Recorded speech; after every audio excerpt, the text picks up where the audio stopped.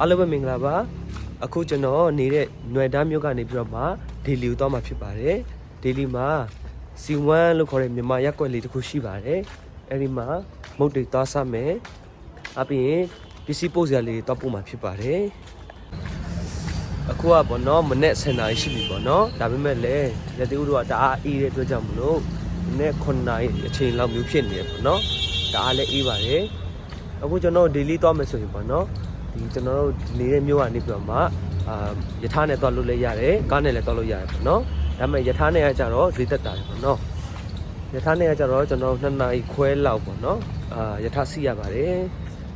ခဏနေလိုက်ပြမယ်နော်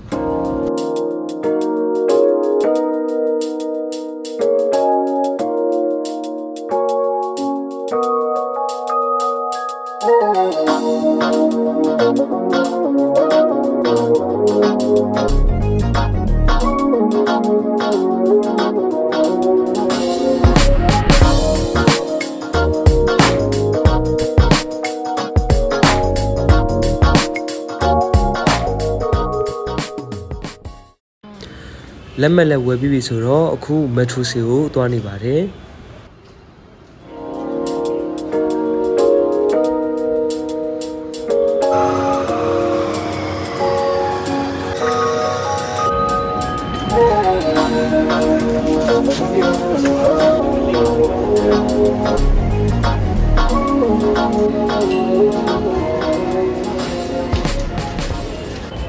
အခုကတော့ဒေလီရောက်ပြီပေါ့နော်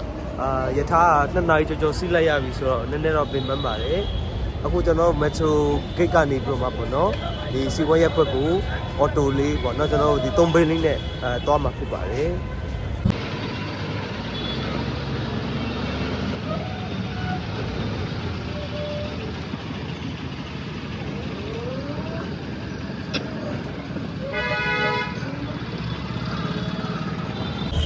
အခုကတော့စီဝမ်ရက်ကွက်ကိုရောက်ပါပြီကျွန်တော်တို့ဒီမြန်မာတွေဖွင့်ထားတယ်ပေါ့နော်မြန်မာဆိုင်စားတော့ဆိုင်ရှိတယ်ပေါ့နော်အဲ့ဒီမှာမိုးဟင်းခါးတွေရှမ်းခောက်ဆွဲတွေရတယ်ပေါ့နော်အဲ့မှာတော့ကြိတ်လိုက်ပါဦးမယ်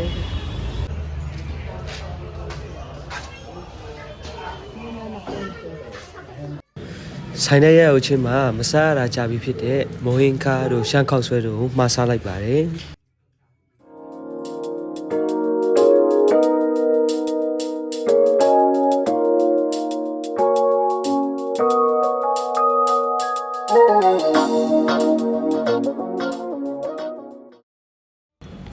ဒါကတော့နောက်တစ်ဆိုင်မှာအဘူရှာဘူးနဲ့လက်ဖက်ထမင်းသွားစားတာဖြစ်ပါတယ်အခုစီဝမ်းမှာပေါ့နော်ဒီ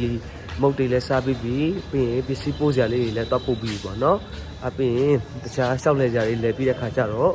အခုကတော့9နာရီထိုးပြီးဖြစ်ပါတယ်ခဏနေကျရင်တော့အိမ်ပြန်တော့မယ်ပေါ့နော်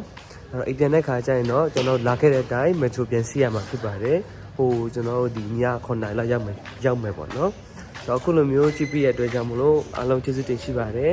like and subscribe လေးလုပ်ပြီးတော့ပါ bye bye